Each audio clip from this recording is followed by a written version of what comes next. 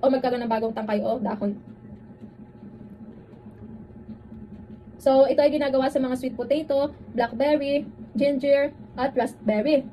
So, yun nga po, ang root cutting is pagputol ng ugat ng halaman para itanim at magtubo ng bagong halaman. So, ang layering nga po ay isang paraan din ng pagpaparami ng halaman kung saan ay isang sanga o tangkay ay pinapababa or inilulubog sa lupa. Habang ito ay nakakabit pa rin sa ating parent plant. Kung makabuo na ito ng ugat, saka ito pwedeng putulin at itanim upang maging bagong offspring. So, ito ay karaniwang ginagawa sa mga strawberry, blackberry, raspberry, grapes, at bougainvillea. So, dakot po tayo sa mga types of layering. Meron po tayong simple layering. So, sa simple layering nga po, ito ay isang uri ng layering kung saan isang mababang sanga or tangkay ng halaman ay hinihila pababa at inilulubog sa lupa habang nakakabit pa rin ito sa ating parent plant. So, hindi kailangan putulin or hiwain ang mga sanga bago ito ilubog. So, paano gawin ang simple layering? So, pipilit ng malusog na bahagi, mababang sanga o tangkay ng halaman. So, hilahin ang sanga pababa papunta sa lupa. So, number 3 is,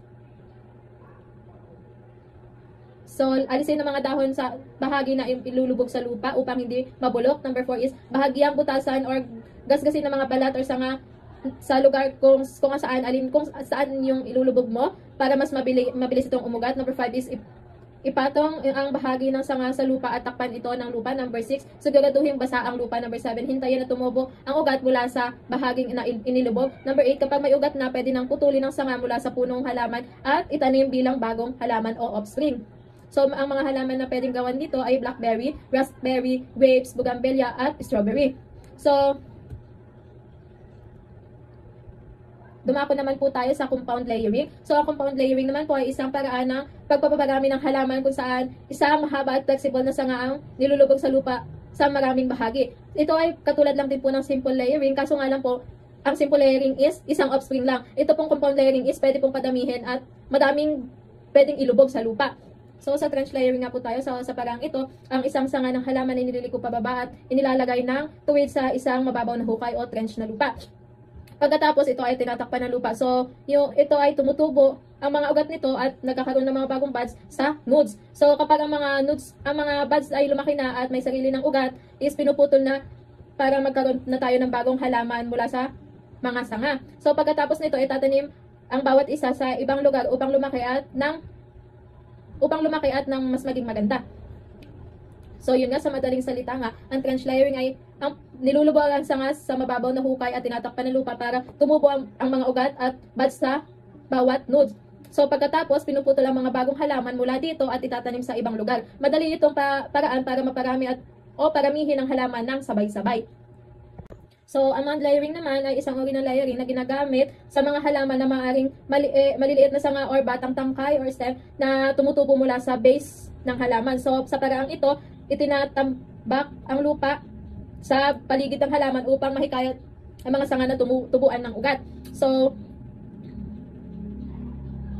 paano gawin ang mound layering? So, putulin o gawing mababa ang punong halaman or yung tinatawag na stalling para humimok ng pagtubo or magkaroon ng mga bagong ugat. So, number 2 is hayaan na tumubo ang mga batang sanga. Number 3 is itambak ang lupa ng mga batang sanga ng paunti-unti hanggang sa mapuno. Number 4 is siguraduhin basa ang lupa habang nag-uugat ang mga sanga. Number 5 is kapag may sapat na ng ugat ang mga sanga, putulin ito mula sa parent plant. Number 6 is itanim ang mga bagong halaman bilang panibagong punla. So, ito ay pwedeng gawin sa mga halaman na blackcurrant, gooseberry, raspberry, at blueberry. Air layering naman is kung saan yung isang sanga or tangkay or stem ng halaman is ginagawa ng ugat habang nakakabit pa sa puno. So, ngunit hindi ito inilulubog sa lupa. Sa halip ay nilalagyan ito ng moist medium tulad ng lupa, sphagnum, moss, or sawdust na nakabalot sa paligid ng tangkay upang hikayatin itong tumubo or magugat.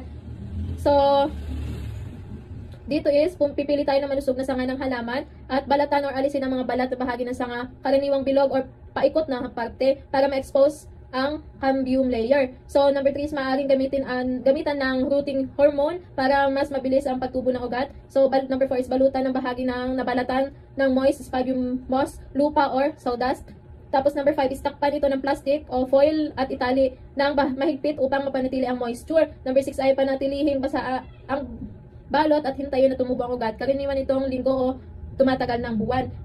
Number 7, kapag malaki na ang ugat, putulin at ang sanga mula sa parent plant at itanim bilang offspring. So ginagawa ito sa mango, citrus, rose, bougainvillea, guava at pwede din po ito sa chico.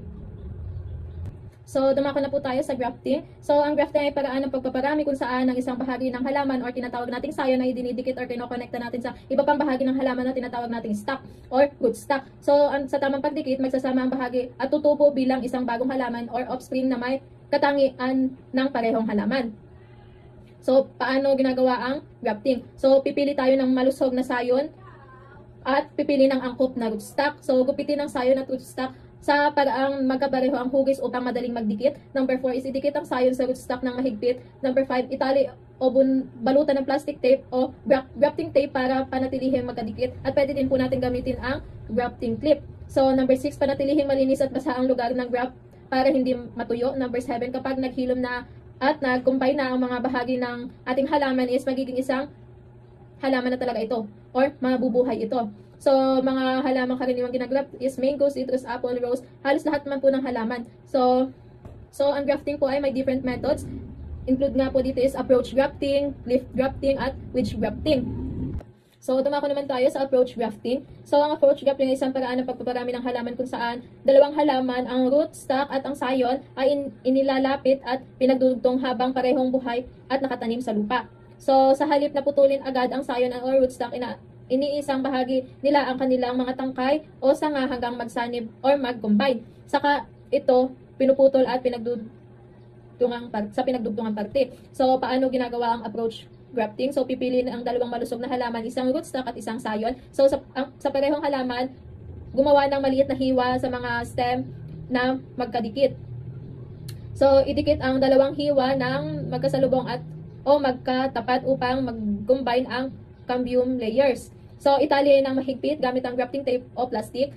Panatilihing basa at malinis ang lugar ng graft. Kapag nag-combine na ang mga tangkay, pwedeng putulin ang bahagi ng sayon na nakakabit pa sa sariling halaman or sa sariling stem o ang bahagi na rootstock na hindi na kailangan.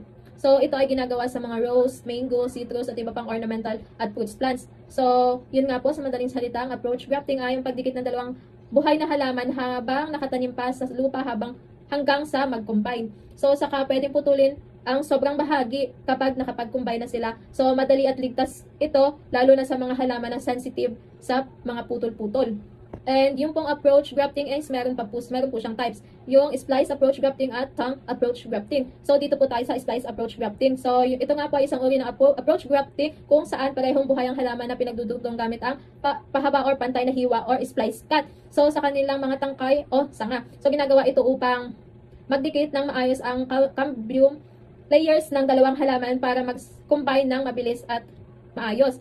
So, paano ginagawa ang splice approach grafting? Number 1 is pumili ng dalawang malulusog na halaman na itutugma sa tangkay o sanga. Number 2 is gumawa ng pantay at mahabang hiwa or splice cut sa tangkay ng bawat halaman. Number 3 is idikit ng magkatapat ang mga hiwa upang magsanib or mag-combine na ang cambium layers. Number 4, italian ng mahigpit